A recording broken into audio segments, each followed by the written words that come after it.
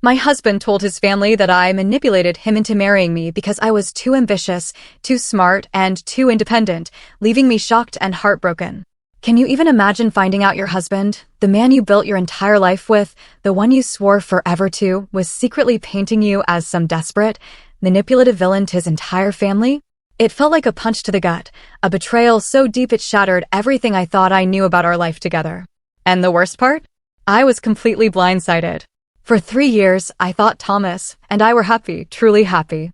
We'd been together for 5, and marriage felt like a natural, joyful step. But then, a few weeks ago, a lunch with a casual acquaintance changed everything. It was a Thursday, and Scarlett, Thomas's cousin, messaged me. We weren't super close, just friendly, so I figured, sure, why not? A quick lunch.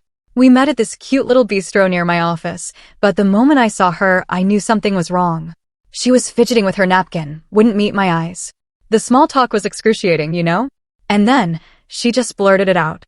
She said Thomas, at a family gathering I couldn't make because I was visiting my sick aunt, had gotten completely drunk. And in that drunken state, he told everyone that I had basically pressured him into proposing because I was terrified of turning 30 and being single. He painted this whole picture of me constantly dropping hints, talking about all my friends getting married, manipulating him into feeling like he had to propose or I'd leave him. I just sat there, mouth agape, utterly speechless. Because none of that, not a single word, was true. In reality, it was Thomas who brought up marriage first. He was the one looking at rings online, asking me what styles I liked. We'd been talking about our future since our first anniversary.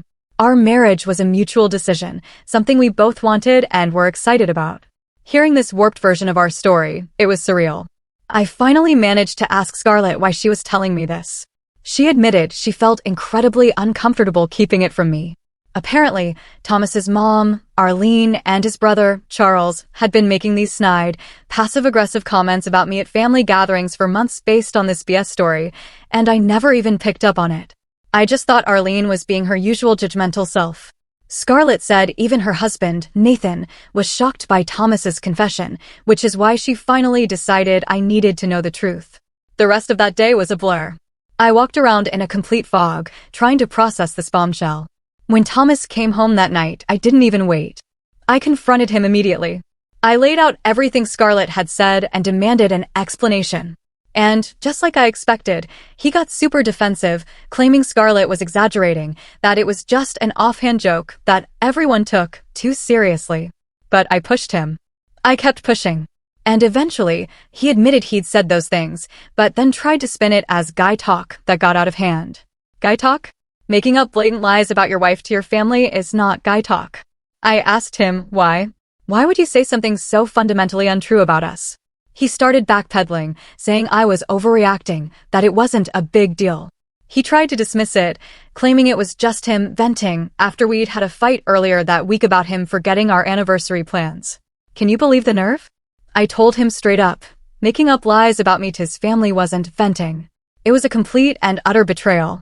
The conversation went nowhere. He refused to admit how serious this was, and I was too upset to even think straight. I told him I needed space and spent the night in our spare bedroom. The next morning? Classic Thomas. He acted like nothing had happened. Just avoid the problem until it magically goes away, right?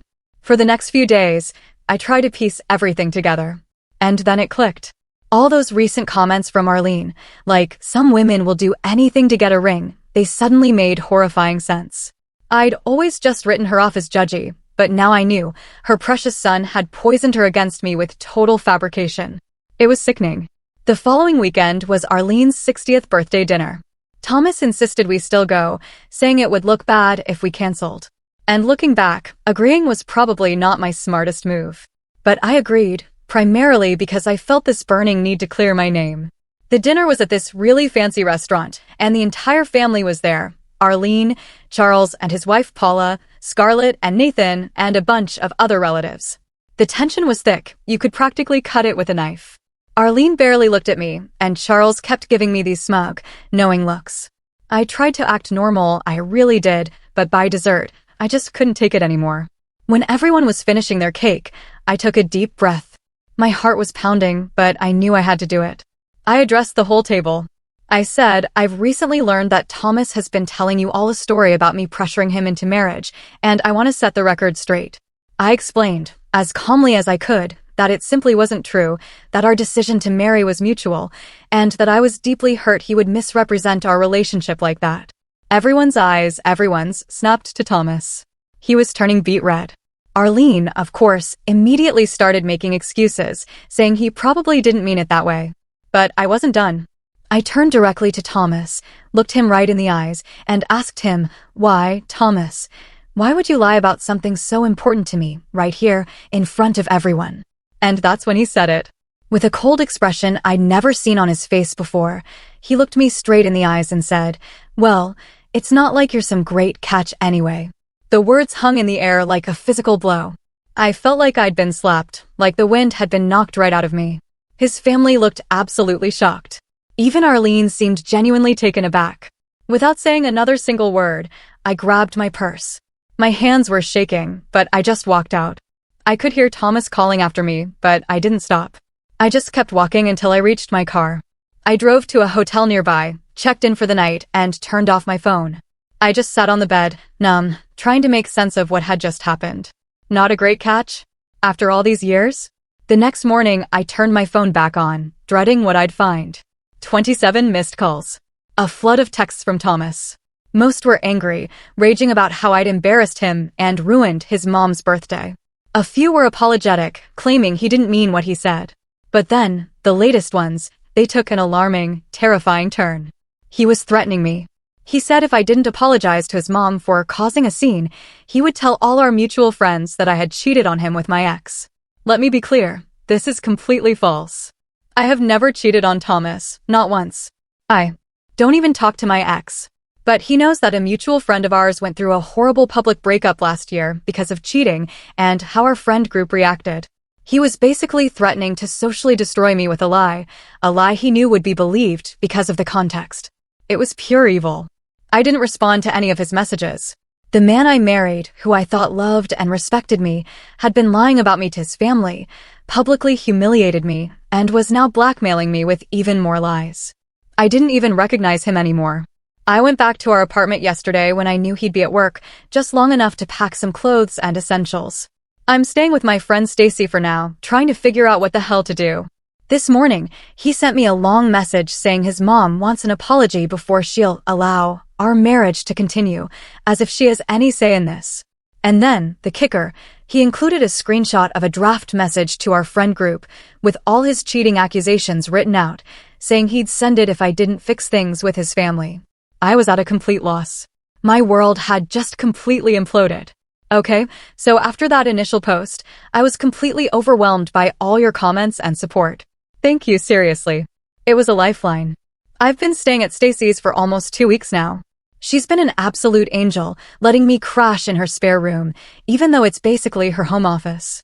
The first few nights, we stayed up late, just drinking wine, and I'd read her Thomas's increasingly unhinged texts. I was honestly shocked at how fast he went from, "I'm sorry, baby, please come home," to "You're ruining my life, and I'll make you pay." Stacy kept telling me, "You need to talk to a lawyer, ASAP." At first, I resisted.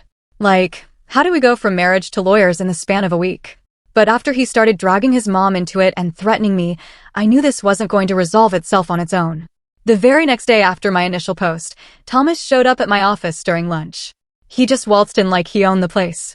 I was in the break room when a coworker came in, saying my husband was asking for me at reception. I felt completely ambushed.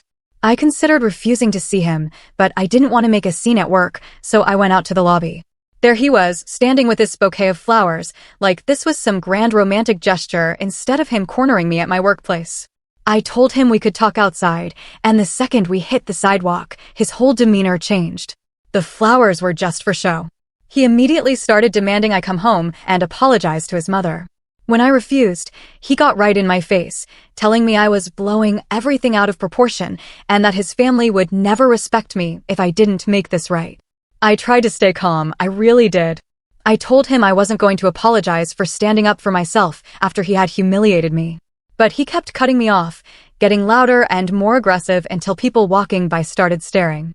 I finally said, "If you can't have a reasonable conversation, I have nothing more to say to you." That's when he grabbed my arm. Not hard enough to hurt, but definitely to prevent me from walking away. I looked him straight in the eyes and said, "If you don't let go of me immediately, I will scream and call security." He dropped my arm like it was on fire, then had the audacity to say I was acting dramatic and that's why his family never liked me. I turned around and walked back into my building without another word. My hands were shaking so badly I could barely swipe my keycard. When I got back to my desk, I had a string of texts from him. "You embarrass me again. You'll regret not fixing this while you had the chance." That was the moment. That was the absolute moment I decided to take Stacy's advice and call a lawyer. My lawyer, Paula, a different Paula than Thomas's sister-in-law, thank goodness, was straight to the point. After reviewing the texts and hearing my story, she said Thomas's behavior was following a classic pattern of escalation and that I absolutely needed to protect myself. She advised me, communicate only in writing so everything is documented. Never meet with him alone under any circumstances. Start gathering all my financial documents and information, and seriously consider filing for a legal separation. I felt sick hearing her talk about separation. Despite everything, this little part of me, the part that still believed in us, kept thinking, but we're married. We're supposed to work through problems. Paula must have seen it on my face, because she said something that really hit me. Marriage is a partnership based on mutual respect. Threatening to spread lies about you isn't respect. It's a violation of trust. That phrase, violation of trust, just echoed in my head for days. After that lawyer's appointment, I sent Thomas a message saying I wanted to meet in a public place to talk about our situation. I suggested Saturday afternoon at a coffee shop near Stacy's. He agreed surprisingly quickly, which made me suspicious, but also, a tiny bit hopeful that maybe he'd calmed down. I arrived early and picked a table with a clear view of the door. He sat down across from me and immediately launched into this speech about how much he missed me and how we needed to put this misunderstanding behind us. I just let him talk, watching as he cycled through what felt like rehearsed lines about forgiveness and moving forward. It was exhausting. When he finally paused, I asked him directly, "Why did you tell your family I manipulated you into marriage?" He sighed, like I was bringing up ancient history, and said he was just frustrated after an argument we'd had and wanted some sympathy from his family. He actually claimed he didn't think they'd take it so seriously or that it would get back to me. I called BS on that immediately. I reminded him that, according to Scarlett, he'd been saying these things for months, not just after one argument, and that his family had been treating me differently because of his lies. He tried to interrupt, but I kept going. I asked him how he would feel if I told my family he was emotionally manipulative and threatening, because that's what was actually happening. He leaned in and said in this low, controlled voice that he wasn't threatening me. He was just trying to protect himself because I was trying to turn everyone against him. When I mentioned the screenshot of the cheating accusation message, he had the nerve to say it was just a bluff to get me to come home so we could work things out privately. I told him there was nothing to work out if he couldn't even admit what he'd done wrong. He kept deflecting, saying I was making too big a deal about a few comments to his family, that everyone vents about their spouse sometimes. I pointed out that venting is complaining about real things, not making up complete lies that damage someone's reputation. We went back and forth like this for almost 2 hours. Every time I thought we were getting somewhere, he'd twist things around or minimize what he'd done. He flat out refused to acknowledge that threatening to spread lies about me was wrong, insisting he was just desperate to save our marriage. By the end, I was mentally exhausted. As we were about to leave, he told me his mother wanted to have lunch with me to clear the air. I actually laughed out loud at that. The woman who believes I manipulated her son wants to clear the air? Thomas got annoyed and said Arlene was upset about the scene at her birthday and wanted to make peace. I told him I'd think about it, knowing full well I had zero intention of sitting through a lunch where I'd be expected to apologize for his behavior. The meeting with Thomas left me feeling even more confused and frustrated, if that's even possible. The very next day, I was scrolling through Instagram when I noticed something totally off. Thomas had posted a photo of us from our anniversary dinner last year with this long, emotional caption about working through tough times and being committed to our marriage no matter what. He tagged me in it, which meant all our mutual friends would see it. This pissed me off for 2 huge reasons. First, he was creating this public narrative that we were just going through a rough patch, but we're working it out. And second, he knew I would see it and have to either respond or look like I was ignoring his heartfelt message. It was manipulation, plain and simple. I texted him immediately, Take down that post. We are not working through anything until you take responsibility for lying about me to your family and threatening me. He responded saying he was just trying to show me he was committed to us and that I was being unnecessarily hostile. I repeated my demand. After an hour of back and forth, he finally removed it, but not before adding a vague Instagram story about trying your best, but sometimes that's not enough. Ugh. Later that same day, Scarlett messaged me, asking how I was doing. We hadn't talked much since our lunch where she dropped the bomb. I gave her a brief update, and she mentioned that Thomas had been telling people I was refusing to talk to him and that he was worried about me. The narrative he was creating was that I was the unreasonable one who wouldn't communicate, when in reality, I was the one who had suggested meeting to talk. I asked Scarlett what else Thomas had been saying. She was hesitant at first, but finally admitted that at a recent family dinner I obviously wasn't at, Thomas had told everyone I was going through something and asked them all to be patient with me. Apparently, Arlene had gone on this rant about how marriage is sacred and people today give up too easily when things get hard. The whole family was now under the impression that I was having some kind of emotional crisis. I thanked Scarlett for telling me the truth and asked her to keep me updated if she heard anything else. I was so grateful to have at least one person in Thomas's family who seemed to see through his manipulation. That weekend, things escalated again, and this time, it was terrifying. I had arranged to go to our apartment to pick up more of my clothes and some work files. We had explicitly discussed the timing so he wouldn't be there. But when I arrived, not only was Thomas there, but Arlene was too. They were sitting in the living room like they were waiting for an ambush, an intervention. Arlene stood up as soon as I walked in and started saying how worried they all were about me and how they wanted to help. I was so shocked, I just stood in the doorway, staring at them. Thomas had this deeply concerned expression that I now realize was completely fake. I told them I was only there to get my things and wasn't interested in having a conversation. But Arlene started following me around the apartment, talking about family loyalty and how marriage takes work from both sides. I tried to ignore her, focusing on gathering my stuff, but she wouldn't stop. And then she said it. Thomas told us everything about your insecurities around turning 30. That was it. I lost it. I whipped around and told her, your son has been lying to you. I never pressured him into marriage, and he is now threatening to spread false rumors about me if I don't apologize to you for his behavior. Arlene looked genuinely surprised for a moment, but then her face hardened. Thomas jumped in, see what I mean, Mom? She twists everything I say. That's when it finally clicked for me. This whole setup, this intervention, was just to show his mother how unreasonable I was being. I grabbed my phone and started recording. I told them both that I was documenting this ambush, which they knew I didn't consent to, and that I would be leaving immediately. Arlene tried to block the bedroom door, saying we needed to talk like adults. I held up my phone and said if she didn't move, I would call the police for unlawful detainment. She stepped aside, muttering something about dramatic millennials. I grabbed what I could and left as quickly as possible. In the car, I broke down completely. The level of manipulation was truly terrifying. Thomas had deliberately set me up to look unstable in front of his mother. They were working together to gaslight me into thinking I was the problem. When I got back to Stacy's, I immediately called my lawyer. She advised me to send Thomas a formal communication stating that I would only collect the rest of my belongings with a neutral third party present, and that any further communication should go through her. She also suggested I start the legal separation process immediately. The next morning, I received a long text from Thomas, claiming he was sorry about the misunderstanding yesterday, and that he forgot I was coming and his mom had just stopped by to drop off some food. He said my overreaction showed how much we needed to sit down as a family and work things out. The blatant lie, the sheer audacity of it, infuriated me. I didn't respond directly, instead forwarding the text to my lawyer. Through her, I arranged to have a moving company pack up my essential belongings while Thomas was at work. Stacy went with me to supervise. We got everything done in under 2 hours. Clothes, personal items, important documents, a few sentimental things. I left most of the furniture and household items. I just wanted out. I've also decided it was time to move out of Stacy's and get my own place. As generous as she's been, I desperately need my own space to process everything. I found a month-to-month rental I can move into next week. Thomas doesn't know the address, and I'm going to keep it that way. Yesterday, I received a certified letter from Thomas.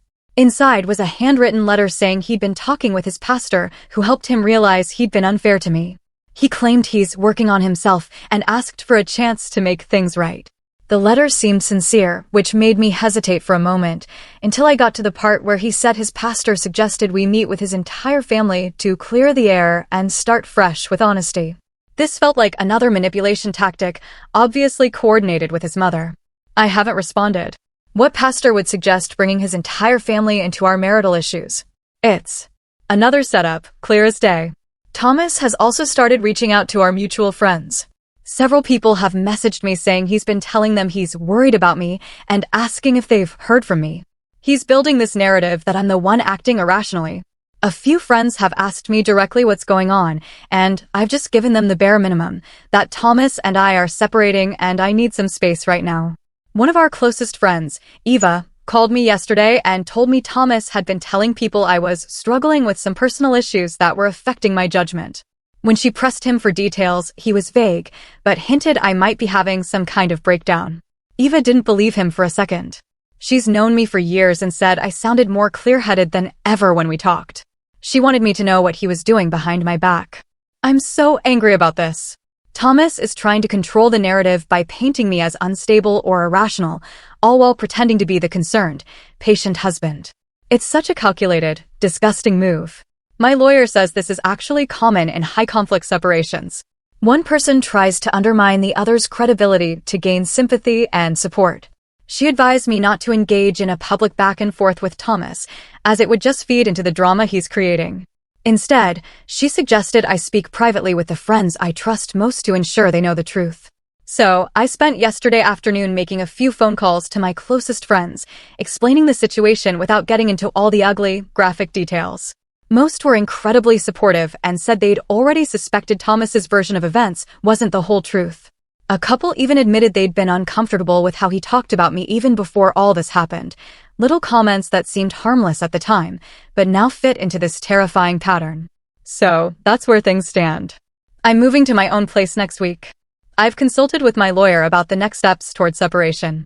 Thomas keeps alternating between these fake apologetic messages and trying to make me look unreasonable to our social circle. Every time I think Thomas can't shock me anymore, he finds a new way to try and manipulate the situation. For now, I'm focusing on one day at a time, getting my own place, figuring out the legal process, and protecting myself from whatever Thomas might try next. I'll update again when I have more news. This whole thing has just been a nightmare. Okay, so here's the next chapter in this absolute nightmare. First of all, thank you again to everyone for your advice and support. Your comments have genuinely been a lifeline. I've read every single one. It's been almost a month since my last update, and things have, of course, gotten even more complicated. I moved into my new apartment 3 weeks ago. I didn't tell Thomas the address, but that didn't stop him from finding out anyway. More on that later, because of course there's more. The first week in my new place was surprisingly peaceful. I focused on setting up the basics, going to work, coming home, establishing a routine that didn't involve constantly checking my phone for Thomas's latest manipulation attempt. My lawyer filed the initial paperwork for a legal separation, and Thomas was officially served the documents. I braced myself for the explosion, the absolute meltdown, but it didn't come immediately. Instead, Thomas texted me asking if we could meet to discuss the separation like adults. I consulted with my lawyer, who advised me that while I wasn't obligated to meet him, it might actually help move things along if we could agree on certain terms without dragging everything through lengthy legal proceedings. She suggested meeting in a public place and being super clear about my boundaries. So, I agreed to meet him at a restaurant downtown, busy enough that he couldn't make a scene, but quiet enough that we could actually talk. When I arrived, he stood up awkwardly, like he was going to hug me or kiss my cheek. I stepped back and sat down immediately. No way was I letting him touch me after everything he's done. He started with an apology that sounded rehearsed, but sincere enough. He acknowledged that threatening to spread lies about me was wrong and said he regretted it.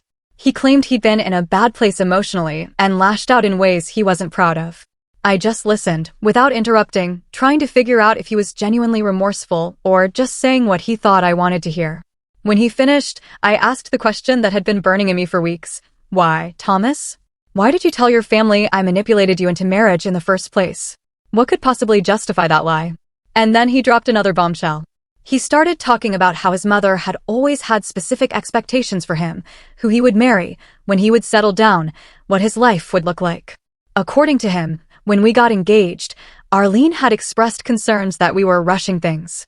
Instead of defending our relationship, instead of standing up for me, he'd given her a story that would make her feel better, that he was the one being sensible while I was pushing for commitment. I was floored. I asked him if he realized what he was admitting, that he'd thrown me under the bus to appease his mother. He tried to backpedal, saying it was just meant to be a temporary thing, until Arlene got used to the idea of us being married. He never expected the lie to grow, or for his whole family to treat me differently because of it. I told him, regardless of your intentions, Thomas, the damage is done. You betrayed my trust in one of the worst ways possible. And then, when confronted, you doubled down with threats and manipulation instead of owning up to what you'd done. He said he knew he'd made terrible mistakes, but he truly loved me and wanted to make things right. He even suggested couples counseling, a fresh start, even moving to a different city away from his family's influence, if that's what it would take. But I just looked at him and said, "It's too late for that, Thomas." The man who humiliated me at his mother's birthday dinner, who threatened to destroy my reputation, who ambushed me with his mother at our apartment, that was the real Thomas, not the charming guy I thought I'd married. He got frustrated then, asking what it would take for me to forgive him. He kept saying everyone makes mistakes and that throwing away a marriage over one bad comment was extreme. I reminded him it wasn't just one comment. It was a pattern of lies, threats, and manipulation that had been going on for months, possibly longer than I even knew. The conversation went in circles for almost 2 hours. Every time I thought we were making progress toward an amicable separation, Thomas would circle back to reconciliation. He couldn't seem to accept that I was serious about ending our marriage. Finally, I told him I needed to leave and that any further communication should go through our lawyers. That's when his demeanor changed completely.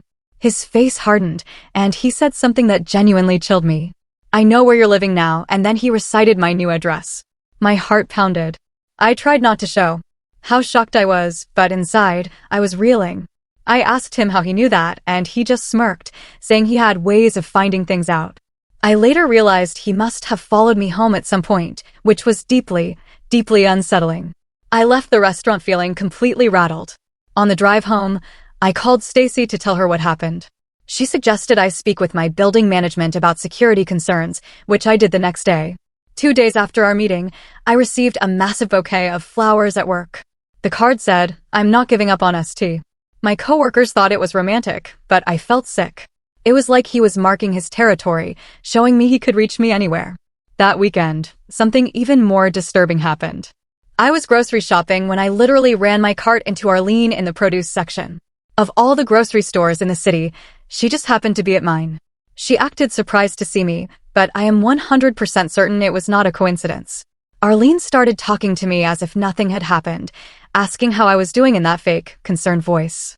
When I tried to politely extract myself, she grabbed my arm and said she wanted to have a mother-daughter talk. I told her I wasn't interested and that if Thomas had put her up to this, they both needed to respect my boundaries. That's when she dropped the act. She told me I was breaking her son's heart over a silly misunderstanding and that I needed to grow up and work on my marriage. She said divorce wasn't an option in their family and that I needed to stop being selfish. I looked her straight in the eyes and told her that her son had admitted to me he lied to her about our relationship to make her happy. I asked if Thomas had told her that part. She seemed genuinely confused for a moment. I took the opportunity to tell her that while I had once hoped we could have a good relationship, her constant interference and willingness to believe the worst about me had made that impossible. She started saying I was twisting Thomas's words and that I had always tried to come between him and his family. Other shoppers were starting to stare. I told her firmly that this conversation was over, and I left my half-filled cart right there and walked out. When I got to my car, I had 3 texts from Thomas asking why I was upsetting his mother. So, not only had Arlene tracked me to my grocery store, but she was reporting back to Thomas in real time. I felt like I was being stalked by his entire family. The next day, I came home from work to find Thomas sitting in his car in the visitor parking section of my building. He rolled down his window as I walked past, calling out that he just wanted to talk. I ignored him and went inside, immediately calling building security. By the time they went out to check, he was gone. This cat-and-mouse game continued for days. Thomas would show up at places he knew I'd be. He'd send messages alternating between apologetic and accusatory. Sometimes he'd claim he was respecting my space, only to appear at my workplace the next day. After a particularly stressful week, I decided to accept an invitation from my friend Eva to spend the weekend at her lake house. I just desperately needed to get away from the city and clear my head. I told only Stacy where I was going and made her promise not to tell anyone else. The lake house was exactly what I needed, peaceful, isolated, with no cell service except near the main road. Eva and her husband, Ryder, were the perfect hosts, giving me space when I needed it, but also providing company and distraction. On Saturday evening, we were having dinner on the deck when Ryder's phone buzzed. He checked it, and his expression changed. He showed the phone to Eva, who looked equally concerned. They were obviously trying to decide whether to tell me something. I asked them what was wrong. After some hesitation, Ryder showed me his phone. It was an Instagram post from Thomas, a throwback photo of me and Thomas at that exact same lake house from a trip 2 years ago. The caption read, "Missing these perfect weekends with my wife. Hope to recreate this special memory soon." I was stunned. Thomas knew I was at the lake house. The timing was too perfect to be coincidental. He was sending me a message.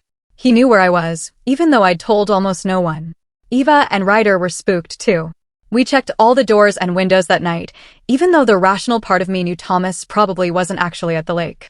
He was just letting me know that he could track my movements. I tried to enjoy the rest of the weekend, but I couldn't shake the feeling of being watched.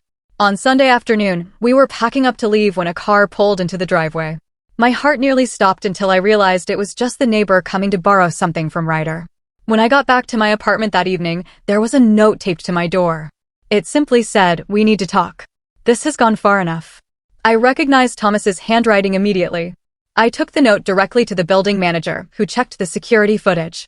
Sure enough, it showed Thomas talking his way past the front desk by claiming he was my brother dropping off an important document. The building manager was apologetic and promised to circulate Thomas's photo to all security personnel with strict instructions not to let him in under any circumstances. I thanked him, but I still felt completely violated. My own home didn't feel safe anymore. The next morning, Thomas sent me a long text. He said he'd been thinking about everything and realized his approach wasn't working. He apologized for showing up uninvited and for the Instagram post. He said he was having trouble accepting that our marriage was over but would try to respect my decision. I didn't respond.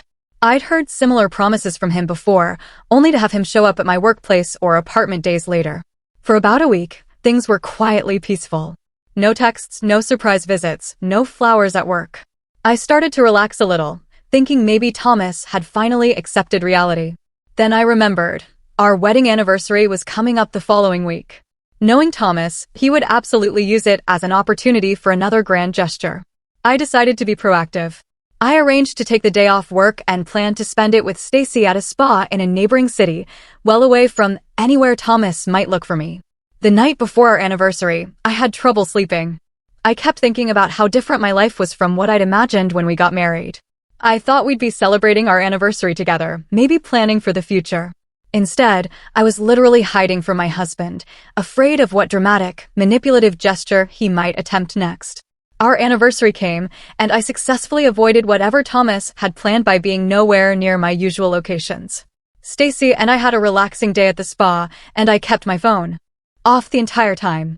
When I finally turned it back on that evening, I had dozens of notifications. Messages from Thomas, of course, but also from mutual friends asking if I was okay. Apparently, Thomas had gone to my office with an enormous bouquet and a photographer, planning to recreate our first date during my lunch break. When I wasn't there, he'd made a huge scene, demanding to know where I was and accusing my coworkers of hiding information from him. Security had eventually escorted him out. He'd also posted a long, public message on Facebook about fighting for our marriage and not giving up on love, tagging me and dozens of our friends. The post included private details about our relationship that made me cringe with embarrassment. I was mortified, but also so angry. Thomas was using public spectacle to pressure me, knowing how much I hate being the center of drama. It was manipulation, pure and simple, designed to make me so uncomfortable that I'd give in just to make it stop. I spent that evening responding to concerned messages from friends, trying to explain the situation without getting into all the ugly details. Most were supportive, though a few suggested I should at least talk to him given how hard he was trying. They didn't understand that his trying was exactly the problem. He was trying to force me back through pressure and public embarrassment, rather than respecting my decision to end things. So, you won't even believe what happened yesterday after that whole anniversary disaster. Thomas's brother, Charles, posted this insane rant on Facebook about family loyalty and how some people need to learn to back off and respect boundaries. And he tagged Thomas and Arlene in it. At first, I thought maybe I was reading too much into it, but then I saw the comments. Paula, Charles's wife, wrote, "Finally, someone said it," and Thomas responded with, "Real family doesn't stab you in the back when you're down." And then Arlene jumped in, calling Charles ungrateful and disloyal. It turned into this massive, public family meltdown right there on Facebook. Apparently, what happened is Charles found out Thomas had been going through his phone trying to find my new address. And when Charles confronted him, Thomas flipped out and told Arlene that Charles was taking my side against the family. Arlene then called Charles's house at like 2 a.m., screaming about how he was betraying his brother when Thomas needed support. Stacy's cousin works with Paula and texted Stacy screenshots of everything before they deleted it all. Thomas apparently showed up at Charles and Paula's house drunk at midnight, demanding they help him fix things with me. When they refused, he started accusing Charles of always being jealous of him and trying to sabotage his relationships. The whole thing exploded into this huge family civil war, with people taking sides. Even Arlene's sister jumped in, saying Arlene needed to stop enabling Thomas's obsessive behavior. Her words, not mine. I'm sitting here watching their entire family implode over my marriage while Thomas keeps making himself the victim. It's actually terrifying, seeing how quickly his mask dropped with his own family when they wouldn't go along with his plan. If he's willing to destroy his relationship with his brother over this, what would he do to me if I ever went back? The weirdest part is I haven't had to do anything. They're all turning on each other without any input from me. Thomas's manipulation is finally backfiring, and it's honestly both satisfying and scary to watch. I'll update again if anything significant happens. Thanks again for all your support. You guys have honestly kept me sane through this whole nightmare. Okay, so it's been 2 months since my last post, and a lot has happened. So, here's the finale to this whole nightmarish saga with Thomas. After that whole Facebook meltdown with his family, Thomas went completely silent for like a week. No texts, no stalking, nothing. I was actually starting to think maybe he'd finally backed off when I got served with divorce papers at work. Yes, he filed first. After months of refusing to accept it was over and stalking me across the city, he suddenly decided to be the one to file. At first, I was confused as hell, but then my lawyer called, saying Thomas wanted to do a quick, uncontested divorce where we'd basically just split everything 50-50 and be done with it. After all his dramatic, fighting for our marriage crap, he suddenly wanted out, ASAP. My lawyer was suspicious, but said if he was being reasonable, we should absolutely take the opportunity. 2 days later, I found out exactly why the sudden change. Thomas had started dating someone new already. Some girl from his gym. He'd posted a photo with her on Instagram with the caption, "Sometimes the universe has other plans," like he wasn't just obsessively trying to get me back days earlier. The audacity of this man is truly unbelievable.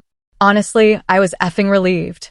I signed those papers so fast, my lawyer was like, maybe read them first. But they were exactly what she said, 50-50 split, no alimony, a clean break. We were officially divorced 3 weeks later. Thomas even let me keep all the wedding gifts from my side of the family without arguing.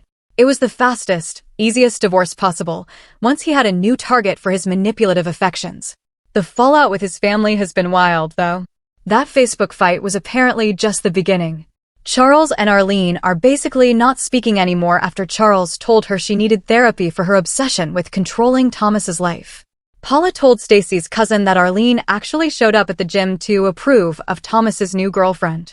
The new girl must have passed the test because now Arlene posts about her constantly, calling her the daughter I always wanted, which, honestly, is a direct dig at me that I find hilarious rather than hurtful now.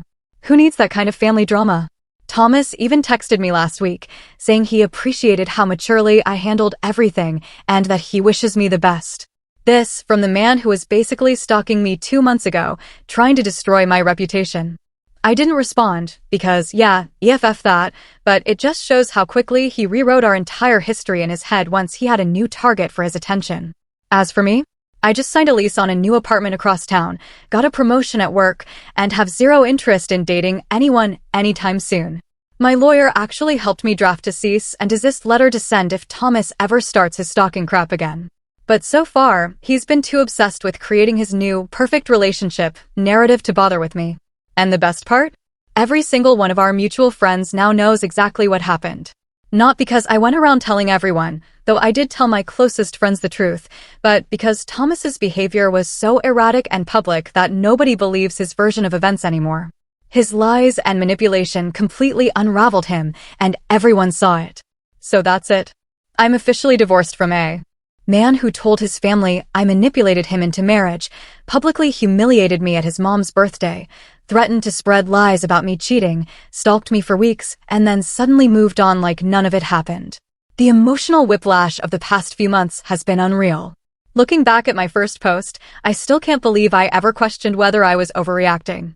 This man and his family showed me exactly who they are, and I'm so incredibly glad I got out before wasting any more years of my life with them. It was a brutal journey, but I'm finally free and, honestly, stronger than ever. What do you guys think? Have you ever had someone you trusted completely turn into a total stranger, revealing a side of themselves you never knew existed? I'd really love to hear your thoughts and experiences in the comments below.